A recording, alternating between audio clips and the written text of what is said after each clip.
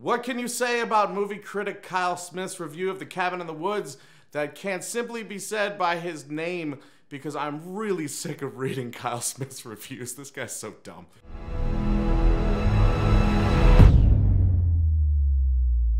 How you guys doing? If it's your first time here, make sure you hit the subscribe button and that little bell right next to it. Also, once you've finished watching the video, we'd love to hear what you think of Cabin in the Woods and what you think of this stupid critic's review. Now let's take a look at it. I've seen a lot of ripoffs of The Truman Show. Wow. Wow. That is not how I thought this was gonna start. That's really strange. It's like doing a toy review and just being like, I do like McDonald's. Now let's move on to this G.I. Joe review. And a lot of ripoffs of Scream. I guess that's a little closer. Maybe a little bit. Maybe that's more like, I do like Barbie. Now let's take a look at this G.I. Joe. I guess I have to give credit to The Cabin in the Woods for ripping off both at once. Where are you going, buddy? To me, the movie is a vivid illustration of the difference between witty and smarmy. Wit makes you laugh. Smarm, on the other hand, may be clever, but it's hard to laugh at it. The guy telling the joke beat you to it. You feel like an irrelevant bystander as he chuckles himself to pieces. What does this have to do with this movie? Are you saying the only people who get this movie are the people who made it? It's really not that confusing a movie. It's kind of sad if you didn't get it, to be honest. I mean, if you think that they're just like chuckling at you, maybe it's because you're dumb enough not to get this movie that's pretty straightforward and not hard to understand. That's possible. It's like explaining a joke to someone that was very, very obvious. Horse walks into a bar. Bartender says, why long face? Because horses have really long faces, and that's, Cabin consciously evokes the Evil Dead as 5 college students gather to drive in their RV to a remote, i.e. scary, cabin. First of all, if you're just gonna compare this to every movie that exists, that's just gonna get annoying. Second of all, yeah, Evil Dead's the only thing that has a scary cabin. It's literally a horror trope. Cabin in the Woods isn't even the first movie that's a horror that has the word cabin in it. Meanwhile though, we meet a group of wisecracking tech guys who work in an anodyne office building. It turns out they're using hidden cameras to spy on the teens while manipulating a series of controls to influence their behavior. For instance, they release chemicals that make them stupid and horny. Like they needed to do that. Oh! Sorry. My hidden Andrew Dice Clay just happened. And if you know who Andrew Dice Clay is, you're one of them. You're one of the few.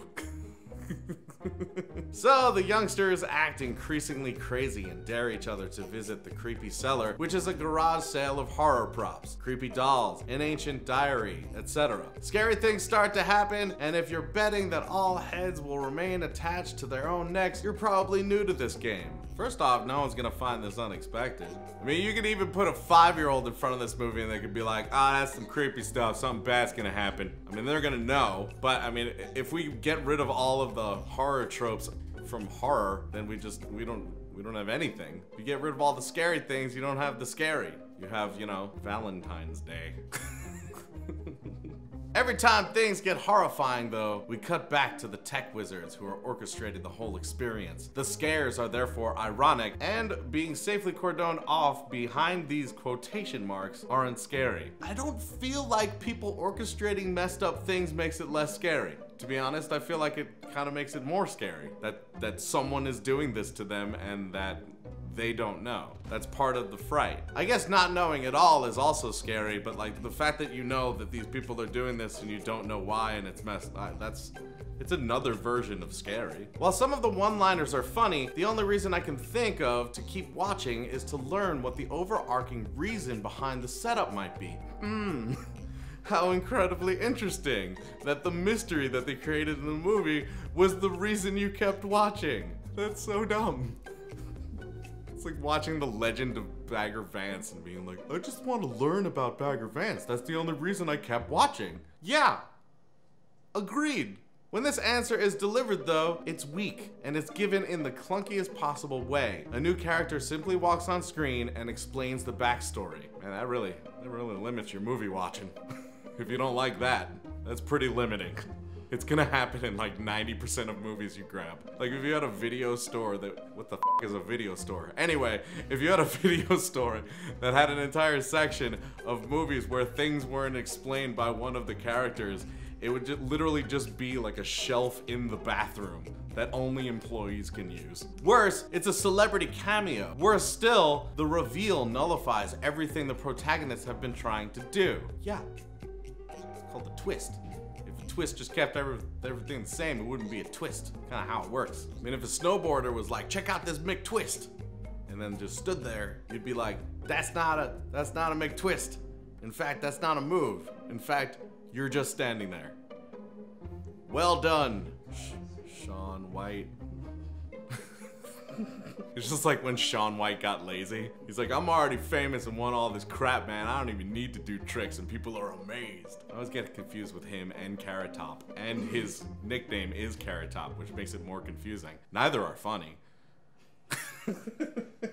Efforts to subvert the genre don't go very far. For instance, we learn at the start that the students, despite being good-looking, are really smart, but the detail winds up yielding nothing. That would imply that good-looking people can't be smart in your eyes, and is that the twist of the movie? That's the twist?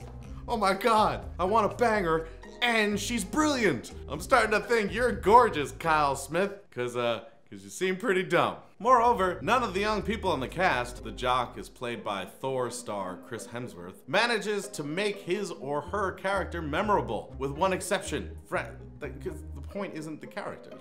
I mean, that's not the point of the movie. It's not all about character development and like, I like that guy, yay. Like, that's not even close to the point of the movie. It's literally how are they gonna die? And who the hell is doing this to them, and why? The thing that kept you watching. Fran Kranz, the guy who plays a comedy relief stoner who sees secret patterns in the universe, turns in a performance so annoying that if you multiplied 1960s Jerry Lewis by 1990s Pauly Shore, you'd still be only halfway there. I don't like the fact that you insulted a comedic genius and Jerry Lewis. Movies that mean to deconstruct movies seem to be made solely by and for cinema vampires, those ghost-faced geeks whose pallor is rarely challenged by exposure to the sun. I'm starting to think you're describing yourself. I mean, the way that you react to movies, because this isn't the first review we've read of yours, is literally what this sounds like. But go on, if you want to be all self-indulgent and shit.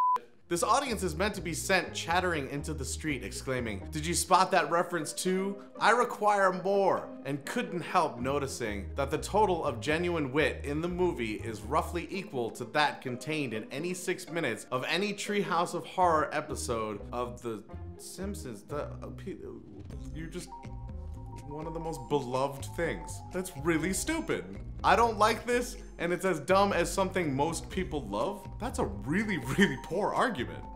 Your review is negative, but your last statement would make people want to run out and see this movie. Huh? Thank you guys so much for watching. If it's your first time here, be sure to hit the subscribe button and that little bell right next to it. We'd love to hear from you in the comments what you think of The Cabin in the Woods. What do you think of this review? Do you agree, disagree? Let us know. And until we see you guys next time, geek out and game on.